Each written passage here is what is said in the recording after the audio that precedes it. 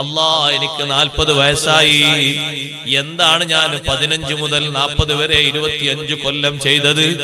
എനിക്ക് കണക്കുകൂട്ടി പ്രതീക്ഷിക്കാൻ വകുപ്പുള്ളത് എന്താണ്? മനസ്സമാധാനത്തിന് എന്തെങ്കിലും ഒന്നുണ്ടോ? നല്ലോണം ആലോചിച്ച് ഒന്നും ഞാൻ നേടിയിട്ടില്ലേ? എന്താണ് എനിക്ക് പറയാനുള്ളത്? കൃത്യമായി മുക്കല്ലഫായതിനു ശേഷം ഒരൊറ്റ നിസ്കാരവും ഖളാ ആക്കാതെ നിസ്കരിച്ച കണക്കുണ്ടോ? ഒരൊറ്റ ദിവസവും ഹദ്ദാദ് വിടാതെ ചൊല്ലിയതുണ്ടോ? ഖുർആനിന്റെ ബന്ധം വിടാതെ സൂക്ഷിച്ചതുണ്ടോ? ജുമുഅ നഷ്ടപ്പെടുത്താതെ കൊണ്ട് നടന്നതുണ്ടോ? സുഹൃതങ്ങളെ പറ്റി ആലോചിക്കുമ്പോ പല കുറവും ഉണ്ടെങ്കിൽ 40 ശേഷം അല്ല തരുന്ന ജീവിതമില്ലേ? അങ്ങോട്ട് ഡെപ്പോസിറ്റ് വെക്കാനാണ്. യുവത്വ കാലത്ത് പലതും ചെയ്യാൻ കഴിഞ്ഞിട്ടില്ല. അതുകൊണ്ട് ഇനി അധ്വാനിച്ച് ചെയ്യട്ടെ. കൗമാരപ്രായം കഴിഞ്ഞു, യൗവനത്തിലേക്ക് പ്രവേശിച്ച കൂട്ടുകാരാ, കൂട്ടുകാരി, കൗമാരപ്രായത്തിൽ പലരും പല നന്മകളും ചെയ്തു വെക്കാറുണ്ട്. പക്ഷേ പലതിനും നമുക്ക് കഴിഞ്ഞിട്ടില്ല. അതുകൊണ്ട് യൗവനം മുതലാക്കണം. യൗവനത്തിൽ കഴിയാത്തവർ അതിന്റെ ടൈം കഴിഞ്ഞു പോയാൽ അടുത്ത പ്രായത്തിൽ അത് മുതലാക്കണം എന്ന് ജനങ്ങളോട് പറയപ്പെട്ടാൽ അഅറദൂ എന്നാണ് അതിന്റെ ജവാബ്. അവരത് നെവർ മൈൻഡ് ആക്കി തള്ളിക്കളയും, പരിഗണിക്കൂല.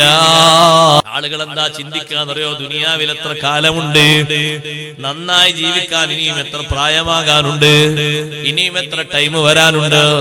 ഞാൻ ഇപ്പോഴൊന്നും മരിക്കൂല, കാരണം എന്റെ വല്യുപ്പ മരിച്ചത് 80-ലാണ്. ബാപ്പാക്ക് ഇപ്പൊ വയസ്സോ, ബാപ്പാക്ക് വയസ്സ് കൂട്ടി നോക്കുമ്പോ 70-ഓ 69-ഓ ആയി. അപ്പൊ എനിക്കൊരു 60 കിട്ടുമെന്നാണ് ചിന്ത. പൂതി വെക്കണ്ട.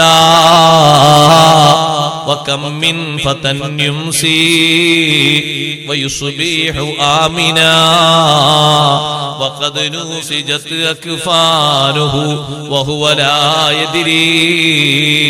എത്ര യുവാക്കളാണ്, യുവതികളാണ് യാതൊരു പ്രശ്നവുമില്ലാതെ പെട്ടെന്ന് മരണപ്പെട്ടു പോകുന്നത്. ആരോഗ്യത്തോടെ രാവും പകലുമായി നടക്കുന്ന നമ്മുടെ കഫം കൂടെ തുന്നിച്ചേർത്ത് നെയ്ത് കഴിഞ്ഞു. വകം മിൻ സ്വഹീഹിൻ മാത മിൻ ഗൈരി ഇല്ലതി വകം മിൻ അലീലിൻ നാശ ദഹ്റൻ ഇലാ ദഹ്രി. എത്ര രോഗികളാണ് 2 നേരവും 3 നേരവും 4 നേരവും മരുന്ന് കഴിച്ച് വർഷങ്ങൾ അങ്ങനെ താണ്ടി മുന്നോട്ട് പോകുന്നത്. എത്ര ആരോഗ്യവാന്മാരാണ് ഒരു അസുഖവും ബാധിക്കാതെ പെട്ടെന്ന് പിരിഞ്ഞു പോകുന്നത്. ചിന്തിക്കേണ്ടതാണ്. ജീവിതത്തെ വിലയിരുത്തണം.